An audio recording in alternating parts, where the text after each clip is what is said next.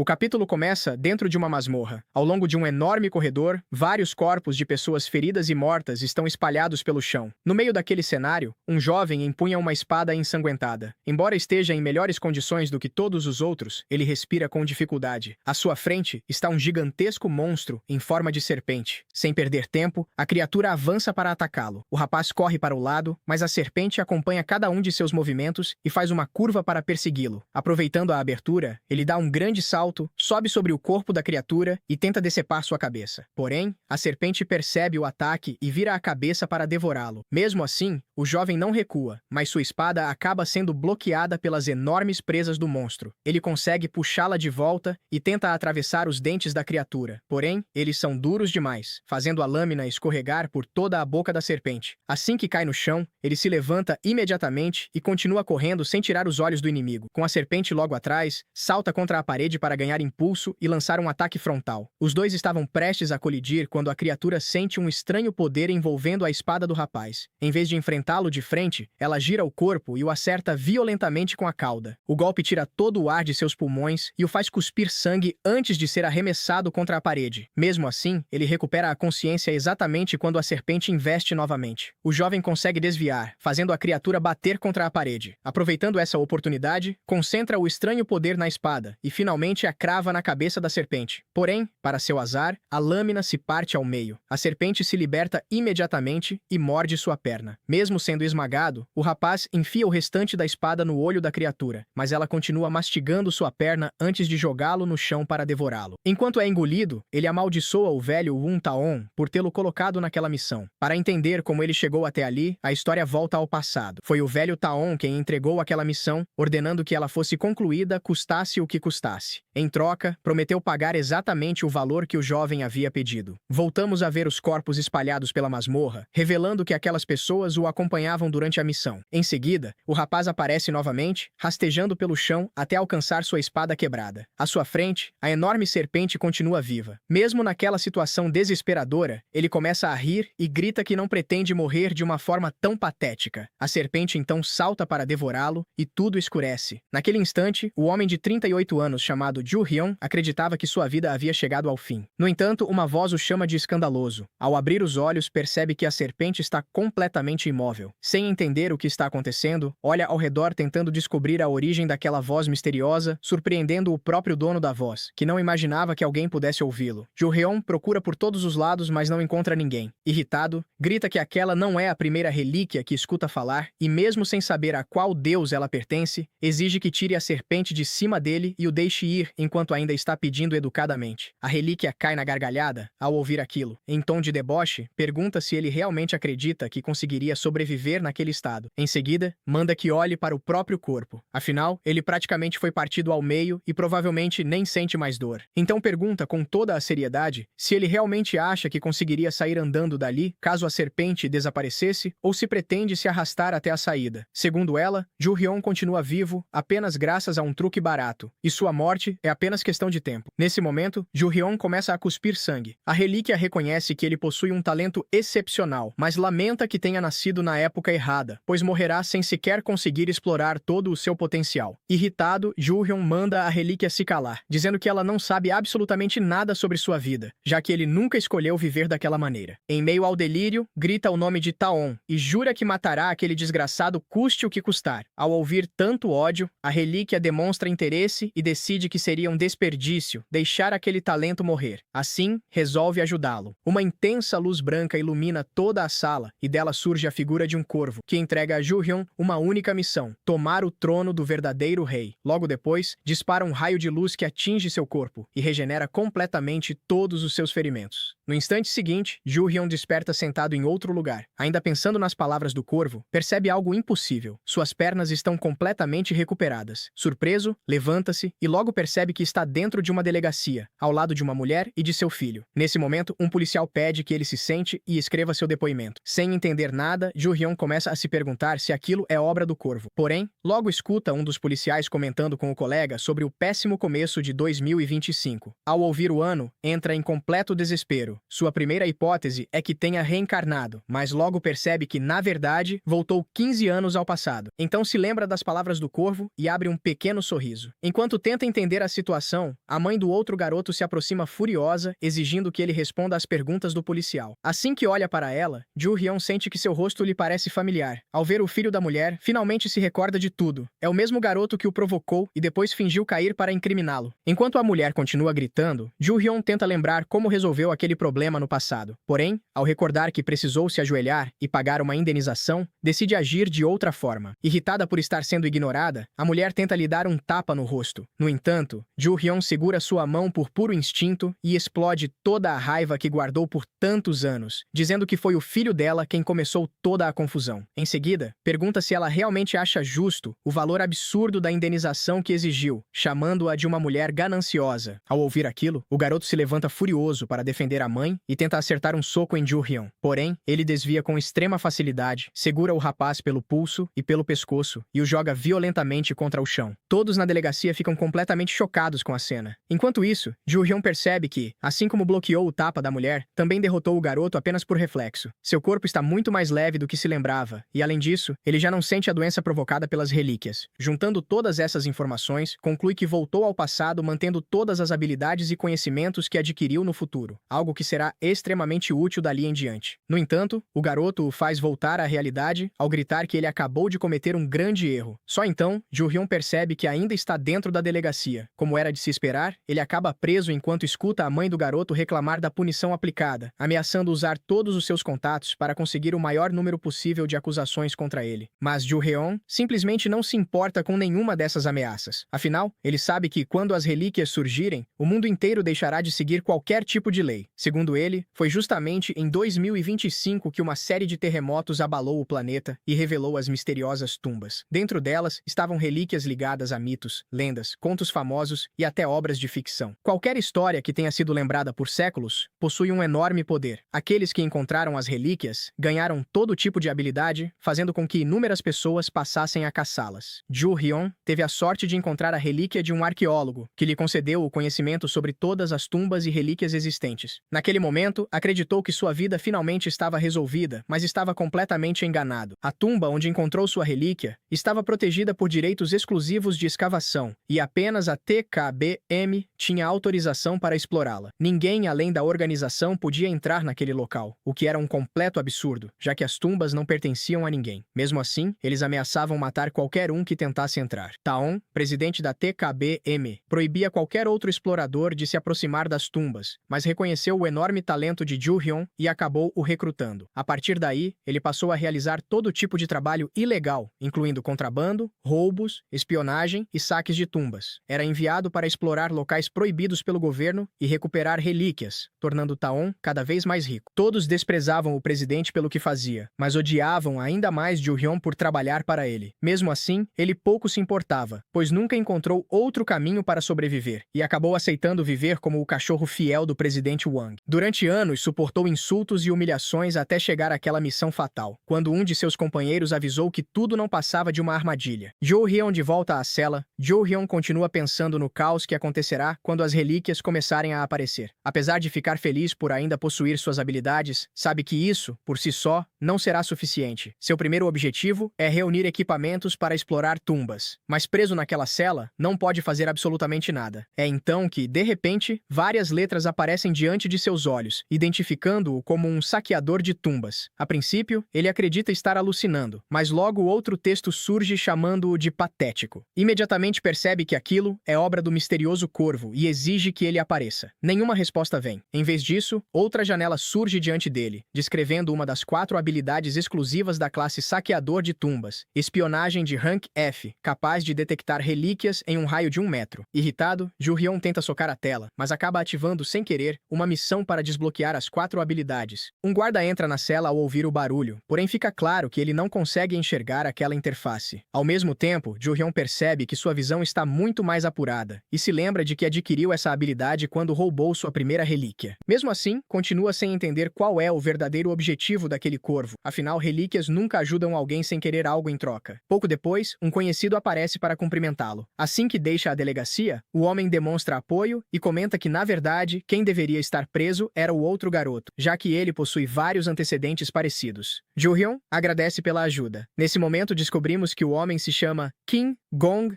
Ele ri e pergunta se Ju-hyun bateu a cabeça, pois não é comum ouvi-lo agradecer alguém. Diante disso, Ju-hyun apenas sorri. Em seguida, descobrimos que o detetive Kim Gong-w sempre cuidou dele como se fosse um irmão, já que Ju-hyun cresceu em um orfanato e nunca conheceu os próprios pais. Enquanto caminham, Ju-hyun pergunta se aconteceu algum caso estranho recentemente, como pessoas possuídas ou qualquer situação envolvendo superpoderes. Kim Gong-w não entende do que ele está falando e até sugere que procure um xamã. Ao ouvir isso, Ju-hyun conclui que os usuários de relíquias ainda não apareceram. Sem perder mais tempo, despede-se do detetive e segue seu caminho. Enquanto anda pela cidade, Ju-hyun pensa que, como algumas tumbas já surgiram, precisa agir o quanto antes. Antes de qualquer coisa, porém, precisa resolver seu problema financeiro, já que a maioria das relíquias está localizada na Europa e na América. Quando estava prestes a entrar em um beco, um grupo de capangas bloqueia seu caminho. Eles o chamam pelo nome e perguntam por que está vagando pela rua em vez de trabalhar. Ao contrário do que fariam a maioria das pessoas, Ju-hyun apenas sorri e diz que finalmente encontrou sua mina de ouro. Logo reconhece o líder do grupo como Park Yoon-tae, um ex-gangster que administra uma galeria ao lado da irmã, Park Yoon-go. Ele se lembra de que, quando ainda estudava e precisava desesperadamente de dinheiro, trabalhou para os dois recebendo um salário miserável, suportando agressões e sendo tratado praticamente como um escravo. No presente, um dos capangas se aproxima para intimidá-lo e levanta a mão para lhe dar um tapa. Porém, antes que consiga acertá-lo, Ju-hyun reage instantaneamente e desfere uma sequência de golpes tão fortes que o homem é arremessado para longe. Ao verem aquilo, os outros capangas ficam completamente assustados. Ju-hyun então encara todos eles e ordena que avisem ao chefe que está se demitindo e que também quer receber sua rescisão. Sim, o protagonista realmente não tem medo de ninguém. Yoon-tae apenas ri e parte para cima dele. No entanto, acaba recebendo tantos socos em tão pouco tempo que cai derrotado no chão. Depois de presenciarem aquilo, os outros capangas finalmente resolvem atacá-lo juntos. Mesmo assim, Ju-hyun derrota cada um deles com extrema facilidade. Os poucos que ainda permanecem de pé não conseguem acreditar no que estão vendo. Para Ju-hyun, porém, aquilo é apenas o resultado de 15 anos de experiência e treinamento acumulados. Enquanto pensa nisso, percebe que seu corpo começa a tremer, entendendo que não conseguirá manter aquele ritmo por muito tempo. Por isso, provoca todos eles e manda que venham de uma vez. Nesse instante, Yoon-tae saca uma espada. Sim, isso realmente é injusto. Assim que vê a arma, Ju-hyun percebe imediatamente que se trata de uma relíquia. Aquilo desperta sua curiosidade, pois não consegue entender como um idiota como Yoon-tae conseguiu colocar as mãos em um objeto tão valioso. Ainda assim, logo conclui que não é algo tão impossível, já que algumas relíquias conseguem sair de suas tumbas e permanecer escondidas entre os humanos. Yoon-tae então corre em sua direção para atacá-lo, mas Ju-hyun apenas sorri e afirma que não importa quem seja o dono daquela espada. A partir daquele momento, ela será dele.